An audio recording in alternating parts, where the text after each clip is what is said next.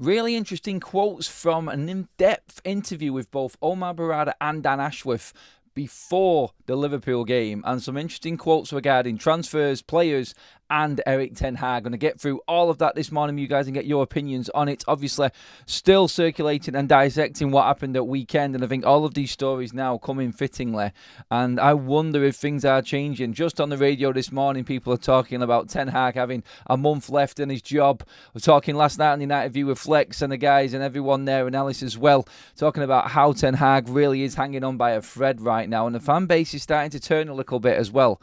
But I want to get into what Dan Ashworth and Omar Barada was saying before that Liverpool game, and really interesting comments actually. I'm going to get your opinions on them as well, but we're going to go through it in depth this morning and decide between us like what it means and like how we actually feel, because there's some really interesting stuff in there as well, especially about the new contract for Erik Ten Hag. We'll get into all of that. This is Forever United TV. I'm Adam. This is your morning update, going through all of the news and everything that's happening overnight with Manchester United and early this morning, setting you up for your day. Of course, I'm sure you guys are on the school run right now. It is back to reality with a big bang. So I've got you covered so you don't have to scroll through any social media or newspapers to find out what's going on with your beloved Manchester United. Or is it as much that after the Liverpool game this weekend? We'll get into it anyway. Please give the video a like. Let's get 1,000 likes up on the video to kickstart this day. And of course, the most important thing, make sure you have subscribed to the channel to make sure you miss out on none of this free content as well. Let's get that up, and please do hit the bell notification as well. It's just as important so you miss out and get notified of all of the free content coming your way. Right, so let's get into what was said then. So what was this? How did this come about, and why have these quotes come out today? Well, the British media, I know a few of them, they're all putting up very similar quotes, so I'm going to go through and generalise as best as I can for what's actually happened. So, the British media, a lot of the publications which cover Manchester United had the opportunity to sit down and speak with Omar Barada and Dan Ashworth before the Liverpool game. I'll stress before the Liverpool game because it does have significance on it, because obviously before everything still looked alright. Good end to the transfer window, positive vibe. Going into a really big game, Sir Jim Ratcliffe was in town. Anyone was there to watch the biggest game in world football, and everything seemed to be okay. And then we watched what we watched on the pitch, and maybe there is a little bit of a worrying sign. Like, let's not forget, Omar Barada and Dan Ashworth are only just in situ at Manchester United, and they're only 3 games in. Like, you can take pre-season out of the equation and what they watched there. Look at and concentrate on the 3 games in, and trust me on this one. They will be looking at what Sir Jim Ratcliffe's message was to them, where he wants this club to be, and what they have watched on the pitch. And they will know that something is not right with Manchester United. Let's get through everything that was said. I will start with some of Omar Barada, but these flick in between Omar Barada and Dan Ashworth. I'll make sure you know who is speaking on each one. So let's get reading through these first. Please, obviously, give the video a like and get in the comments as well. And I'll come to the comment section once I've got through most of this for you guys as well. Omar Barada. Erik has our full backing, and we've worked very closely together in this transfer window. We're going to continue working very closely with him to help him get the best results out of the team. Dan Ashworth, I've really enjoyed working with Erik Ten Hag in the last 8 weeks. I see my job is to support him in every way possible I can to fully focus on the training pitch and match tactical plan to deliver success for Manchester United.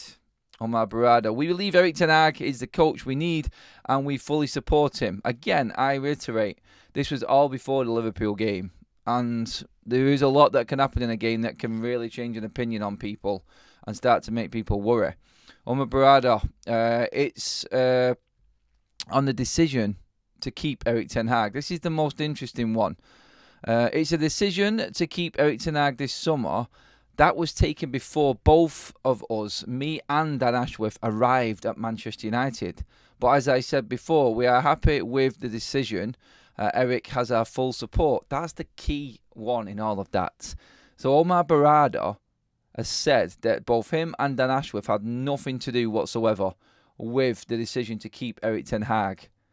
Now, we know, obviously, that Ashworth was not employed fully by Manchester United until... Ashworth was the 1st of July. Omar Barada officially in on the 14th, I think it was, of July. And we know that midway through June, the news came out that Erik Ten Hag was keeping his job with a extension of his current deal. So they are saying all of the right things, and they're saying them before they have seen the storm that was Liverpool. I'll go into more on this, but we'll come back to all of that in a minute and get your opinion. But I can tell what a lot of you are probably already thinking. Dan Ashworth in inheriting a manager. It happened at Newcastle with Eddie Howe. It happened at West Brom with Tony Mowbray was in place. It's very rare that you take on a sporting director role and there's no manager in place. That's true, yes. Dan Ashworth on Ten Hag. It's just about taking the load off him as much as possible so he can concentrate fully on the training pitch and on the tactical side of the game to ensure United are successful. Again, very interesting, because that is obviously leaving Ten Hag with no excuses. He's not having to manage below or above himself, and he's clearly getting a lot more work taken away from him so we can concentrate on what is important. And I don't know if this is a relation to the way that he's talking at the moment. He hasn't got as many things to talk about or sort of bring into the equation as to why things are not working out on the pitch. This now, I think, is like, when you talk about pressure, when you talk about everyone looking in on Ten Hag, it's like everyone can look at the situation and use Manchester United's background and the mess going on behind the scenes as an excuse for Ten Hag and bring that all in. And there are many people that do and have done. But now there is nothing. Now there is absolutely nothing for Ten Hag to worry about or try and bring into any conversation to defend himself as to why things are going so bad on the pitch. All he has to do is train these players, coach these players, make them better, make them feel more confident in the system that he wants to play, and get into them on that training ground what he wants to happen out on the pitch, and then we'll see the results on the pitch. And like we said over the weekend, after 3 games in, absolutely nothing has changed pretty much. Some moments here and there, again, as usual, but ultimately it is Manchester United failing on the pitch in the league. I'll stress the league, because obviously we can't forget about the trophies, can we? Dan Ashworth on signings. Again, I can't comment on what happened before. I don't know how they made decisions on players. I think we can all guess. Flip a coin and hope for the best. And as I mentioned before, it's a joint process. The go on, this is the interesting bit as well now. Dan Ashworth says Ten Hag had worked with Matthias de Ligt and Moussa Mazraoui before, but as I said before, again, they are both on our radar, and they were both on our radar, and it was a joint decision. So both saying that. It's natural to work with someone you've worked with before. It's a natural step. But we've signed a number of players who haven't worked with Erik Ten Hag, with a picture of Euro next to him as well. I think with any player, whether it's Jadon Sancho or Scott McTominay or Aaron Wan-Bissaka, if there's a preference for a change of the club and it's good for the player and good for us, then we have to explore it. We're going to get into some of your comments on this first of all, and try and bring you guys into this. Please give the video a like and get them booming up, everyone. Over 700 with us already. Thank you, everybody, for tuning in. Let's see what you guys are saying in the chat. I've got more to read on that, and we'll get through that as the show goes on. Let's go. We'll start with Thomas there. No, I think Ten Hag had enough time. Same old crap, has not got a game plan in his head. Give Ruud the job. He won't change. Now, Malp says, Erik Ten Hag as manager hired by the previous regime, and look at the mess they made. Ineos should have got their own man in place. You got Raws says, I like McKenna. The rest all left something to be desired. Fingers crossed, no Southgate. No. Guys, Southgate is a free agent. If Erik Ten Hag does go, it might get worse if Southgate comes in. Gehan, please stop swearing on the channel. Told you, that name is banned. It's like a swear word. Don't curse. The next matches are crucial, but I don't think Erik Ten Hag will change anything, says Cosmo. A few people would agree with that, or quite a lot, actually. Johan says, Erik Ten Hag is arrogant. Why did his first assistant coach leave? He now have Ruud, and his attitude is not changing. Reason why assistant coach is important for loopholes. He can't see he's too much of himself. Matt Thrower says, I am Erik Ten Hag out yet, but he is on... I'm not Erik Ten Hag out yet, but he's on thin ice. The month after the international break is massive. If nothing changes on the pitch, then he only has himself to blame. Yeah, a lot of people are still going in on this one. Lowen C says, so when Fergie got the best out of players, what was that then? He had a system that worked with players not at elite levels. You have to get more out of the players on the pitch. You have to convince these players that they are invincible. Make them want to run through brick walls in that Manchester United shirt. I mean, to be honest, there's a lot of this on the players as well. It's like Roy Keane said, like, you walked out onto that pitch. It wasn't in fear when you put a United shirt on. These players look like they're playing with fear, and it's a burden to wear the United shirt. You walked out in pride wearing that Manchester United shirt in the old days, and that's how Sir Alex Ferguson made players feel. Finding that type of manager is a rarity, but there are clear managers that just look at their own tactical background, their own ways and their own systems, and are convinced that it will work. Look, Manchester United were brought up playing a certain way, and two managers pretty much made that happen for Manchester United, and we all know who they are. It's pointless going down memory road again. We've got to deal with the here and the now, and the here and the now is that these managers have got ideas of being the next best thing at Manchester United, but the way that they play and the philosophy that they hold does not fit and does not work. When you hear other fans talking, like West Ham fans and Tottenham fans, this is not the West Ham way or the Spurs way. Manchester United can identify to a certain way more than any other fan. Everybody tuned in for United. Everybody still tunes in for United to see if they can bring back them glory days and that style of football that was so entertaining everyone wanted to watch. The fear factor of going in, like I said before, and I said it last night on both shows, I said, look, they've just spent 50 million on building that tunnel, trying to make Old Trafford intimidating. So you walk out of that new tunnel all snazzed up, all inspiring for better performances and everything like that. Then you walk out to a Stretford end on your left-hand side, right there, singing, because now they've got rid of the executive section and they've got this whole new setup there and everything. So the atmosphere is banging and everything is that intimidation factor going forward. And it worked for nothing because the players melted under the pressure. How do you convince these players and make these players feel confident walking out on that pitch? Well, first of all, they have to buy into what they're actually doing on the pitch, and that builds confidence. If they feel like what Casemiro said last night, and the show that a lot of people tuned in for last night that I did, on Andy Mitten's quotes from Casemiro, not liking the way that Ten Hag set things up, all it did was make him look bad, and pretty much highlight all his flaws and his frailties that he's got in his game. Players need to feel confident in the system that they're playing and where they're playing and who they're playing with. And if they're not, then you cannot... there's only so much one man can do. And you can go out there with the right attitude, but if you're not trustworthy of the team around you, knowing what they're doing, and you're not happy with the system that you're playing, and you're not getting inspired by the tactics that your manager is bringing, then you are always going to struggle. And I feel like that's the ultimate at the start. You have to make sure that you've got that right, and then you move forward. You can build your confidence up from there. But if you constantly think like, oh, now he's coming in this week, I'm not too keen about him. Why is Rashford still playing? I should be playing ahead of Rashford. Is Casemiro too old? Can I pass it to him in this situation because Liverpool are playing a high press? Is it dangerous? Like, the uncertainties were clear to see, and United played that way. How many players passed the ball straight out of play? Just count them. If you watch the game back and watch how many times a United player just passed the ball out of play when there was a simple ball on, you count them on. You won't be able to get them on one hand. Trust me. It's unbelievable. I was sat there watching it. I was like, I'm counting them up here. I'm like, how many times are we just going to kick a ball out of play?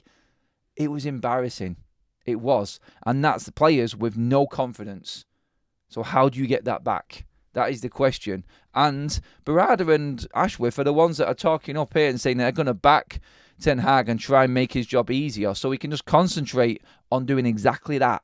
Building confidence within the team and the way that they play and the players that they're playing with. Because I don't think that Manchester United team and some of them players are all convinced with the players that they're playing with. I really don't. I think there are some players in that team that I feel have an opinion on players they don't think should be there. And they're not going to come out and say it. But you can see it on the pitch. Why would you not pass... Look, I can go on forever and a day about it. I want to concentrate on this. And we've got some super chats to read out as well. So I'm going to get to them now as well. First of all, Greg, who's been a member, just renewed his membership for a second month. Thank you, Greg. Sweet. Have an 8 out of 10 window and then get spanked against the top 4 for 90 minutes, and it's less press and reset button. And it's let's press reset the reset button. Sorry. Minimum of 1 full Ineos season. Tough to say if we can give him a full season. I don't know if he will. Like, you guys can make your opinions. I can see some of you saying in the chat right now, like, after the international break, let's see what you've got. Otherwise, sling your hook. Will it be that bad? A super chat from Sean. Thank you, Sean. Soon as this delusional clown is gone, the better. We need someone of substance in the dugout to lead us through the trenches. He ain't it. Not by a long shot. It's hard hitting. Another super chat from Glenn. Must admit, Ten Hag's interviews have started giving me Van Gaal vibes with that feel sorry for me line. Half expecting him to ask the press to apologise. Well, he does feel sorry for the press, apparently, for having an opinion on where the continuous mistakes are happening. If you watched that video back, it was very embarrassing for him. It was. We can't have a Manchester United manager talking that way, in my opinion. But look, some people are still okay with it. Some people have come back at the comments that we made outside the grounds. And you guys have seen all the social media clips from the fan vlogs that we did. Go watch them back yourselves. Do you agree with what they were saying in them fan vlogs? Do you agree with what was going on with the fans outside? And the debates and the arguments between fans now starting to creep in again, and you can see it, and it's only going to escalate from this point because all of the opinions are out. I'll still stand by what I said. Like, I've never seen a Stretford end empty like that, and this is a newly formed Stretford end without the executive section. It's supposed to be the big bat and everything, but fans are fed up of what they're watching. Stu says, sack him now. We're just wasting time with this idiot. Nothing will ever change. He's just not the guy. Stu going right in there on him. Forget it. Yo, Erik Ten Hag, around 17 million. If we fire him, Ineos is probably too cheap to fire him. I think if they let him go a bit more, it will obviously become less. But he's on that same contract that he was before and not anything new. So this is why I think maybe they will give him a little bit of time. I'm still convinced that as long as he's in the Europa League, he's going to keep his job because he is a cup manager. It's as simple as that. He isn't made for the Premier League, but he can win a cup. And that's what he's clinging on to. What Ineos have got to decide is that good enough for Manchester United? Is that good enough for what Sir Jim Ratcliffe wants? Well, if you listen to Sir Jim Ratcliffe, no, it's not. So what's happening? Like I said, on TalkSport, people on the radio this morning saying that he's got a month to save his job. That's just opinion, and it's not a definite line, and we're never going to get a definite line like that. That is all going to be built up opinion, but everybody is making their own minds up right now if this is the right move for Ineos. Is it right to get rid of him now so we can salvage a season, or do we trust him and give him a chance again like we did last season to try and salvage something at the cost of actually just falling completely out of the top 4 race before it's even started? Because it's quite clear that, going off what Ten Hag says, he doesn't really give a shit about the Premier League. And that's how you have to translate it. Well, you can't lose in translation what Ten Hag says. Like, we give him a little bit of slack sometimes because he does get lost in translation because of his poor English and pronunciation of it. But still, you have to look at what he said, and you know what he's getting at. He's making excuses and trying to ignore the bad and look at the positive, and that's fine. It is fine. But when it continuously happens and people are paying more and more money to go and watch United and they're watching worse and worse performances, there's no hiding away from that, and that's what will beat him in the end. We have a poll up running as well right now. How many points will United get from the next 3 games? That is Southampton away, Crystal Palace away, and Spurs at home. We've got 1 to 3 points, 4 to 6, 7 to 9. Leading the way right now. Get voting on this poll, everybody, as well. Well over 1,000 in the room. Thank you. 29% of you saying 1 to 3 points. 48% saying 4 to 6, and 20% saying 7 to 9. We'll let that poll run out for a little bit. Like I said, well over 1,000 in the room, but only 200 likes. Come on, guys, get them likes flying up, everybody. Adam the Hierarchy will act before the end of the season. Christmas position will determine when they act. I know, Mike, I do get that, and I think a lot of people are going down that road. I do believe that will be the case. I think they won't allow it to continue like other managers have had the chance to. I don't think it's going to be like what it was with Woodward, where it was like with Murto and Arnold. I think it will be different. I expect it to be different because Ineos they're brutal in their decision making. And like I said, everything I just said with Ashworth and Berardo saying they're behind Ten Hag, we're going to give him the support. The interviews were done before the Liverpool game. So, like, obviously things can happen. And if you're sat there, and we say it all the time, you got the eye test. The eye test is your one go-to. You cannot ignore what you're watching on the pitch. You can forget your XG, forget your possession, forget your stats, forget your agenda-driven channels and agenda-driven accounts that are backing certain things because of the stats. The stats, they say, don't lie. There's only one stat that matters. And that one stat is the most important stat. It's the position in the league. Because the position in the league determines how many goals you concede, how many goals you score. And no matter how many chances you create, the decision to bring in a striker, the decision to bring in a certain player, and like Ashworth has said, Ten Hag was part of a joint decision on all of these transfers this summer.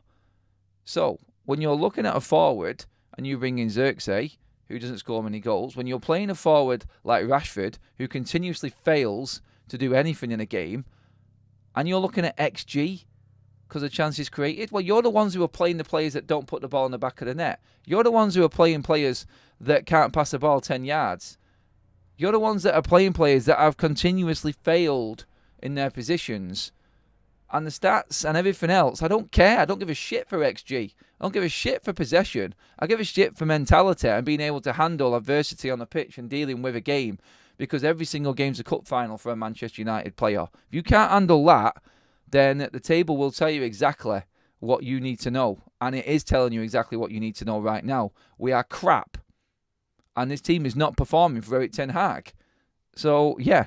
Ashworth and Berardo and Wilcox and everyone else in situ taking the pressure away from Ten Hag, I think is what's coming out with this lunacy that Ten Hag is coming out with, this absolute garbage that he's talking in press conferences, trying to defend himself. I think he's being forced into a corner here because there's no more excuses about how bad the club is being run behind the scenes, and that's affecting what he's doing on the pitch. And I think a lot of fans are clinging on to that, and a lot of Ten Hag fans from last season who were bigging it up after the final are clinging on to as well. Like, look, we will get some wins. I think we will get at least a win out of the next 3 games. Is that enough, though? Is that enough? United need to go and beat Palace, need to beat Southampton, and need to beat Spurs. If they don't, I'm not happy. It's as simple as that. We need to win them games. That's the only way you're going to convince me now. Or any Manchester United fan, I feel. You got Rose with a super chat. Says, thank you, mate. Appreciate that. Is that due towards the Premier League and the favouritism for players that can't handle this system is what's going to cost him in the end? Please, God, just no. Name redacted. Name redacted.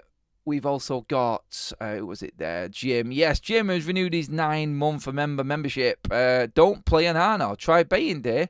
Can't be any worse. It can't be any worse. And to every single other person on the planet who knows football, you would give it a go, surely, wouldn't you?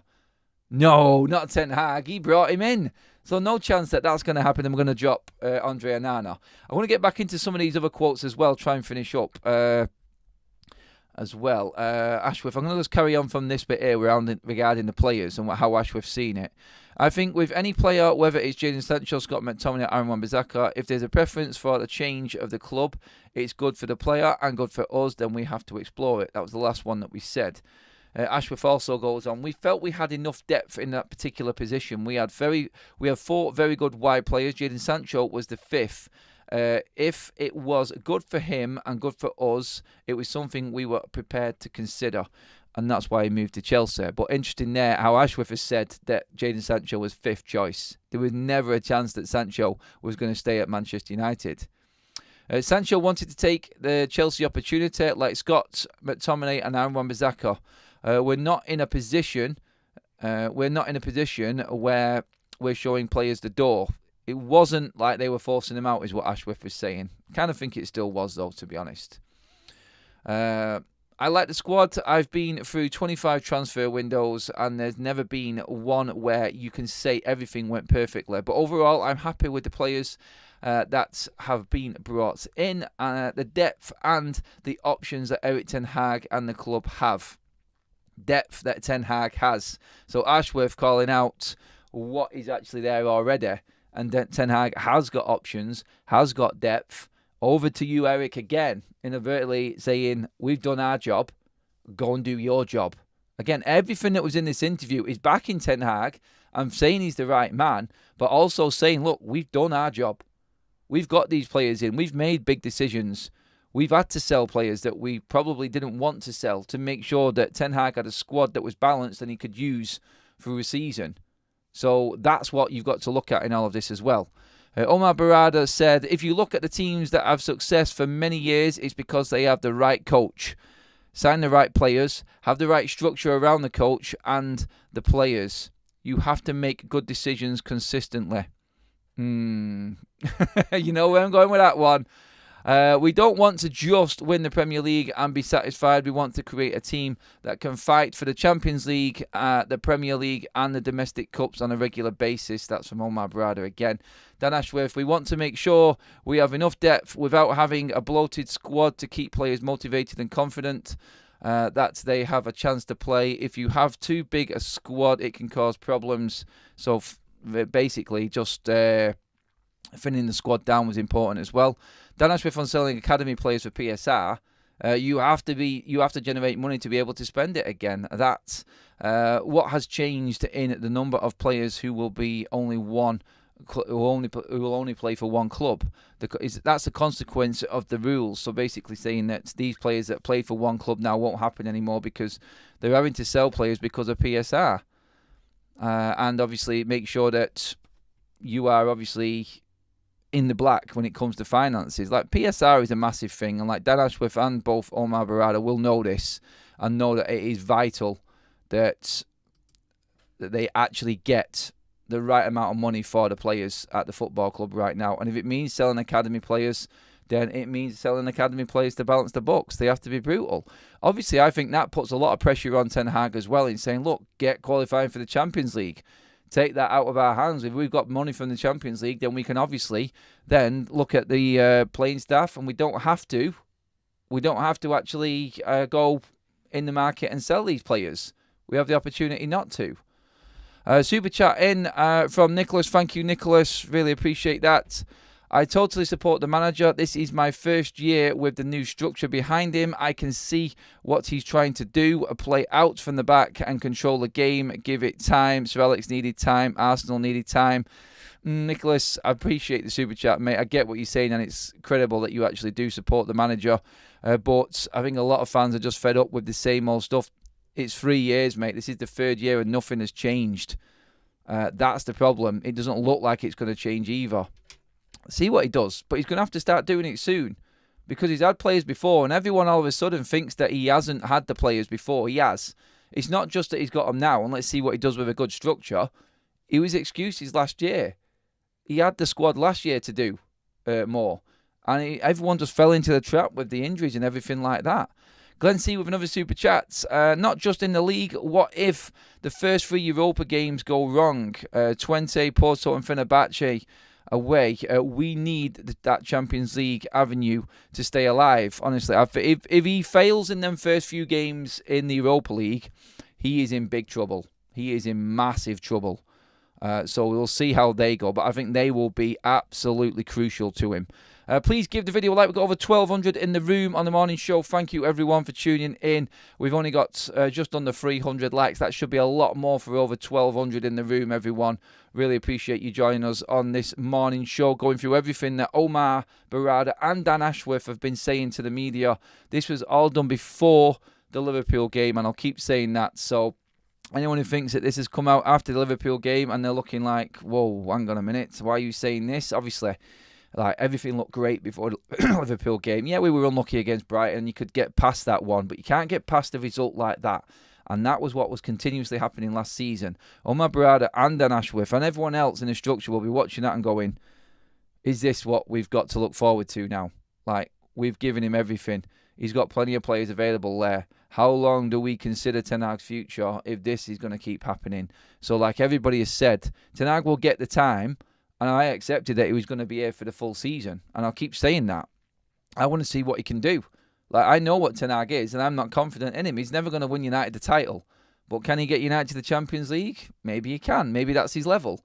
He's never going to be competing at the top table, Ten Hag. He's never going to be competing for the biggest trophies. I can guarantee it right now. That's my opinion on him. But maybe he can get a little bit better than what he has done already. Let's just quickly round up the poll. Thank you everyone for voting. How many points will United take from the next 3 games? 1 to 3, 4 to 6, 7 to 9. 4 to 6 is leading the way. Remember, we've got Southampton, Crystal Palace and Spurs coming up next, in between all of the Europa and the League Cup game as well. I'm going to end that poll right now. But most of you thinking we're going to get 4 to 6 points from that. And that is the morning show done, guys. Thank you very much. Time to do the school run. Appreciate everyone for joining us. All of the super chats, there have been loads of them today. Thank you so much to everybody. I'm just going to go through them quickly now, just to give you all a quick thank you again. So, super chats. Thank you to Glenn C, to Nicholas Max, obviously, as well. You got Roz, Sean M, as well. Thank you guys for all the super chats, all the members. Mods, great job as usual. I will see you all later on, lunchtime, for any updates as well. Have a good morning. And yeah, please do make sure you hit that like button on the way out and subscribe to Forever United TV to make sure that you miss nothing. Cheers, everybody.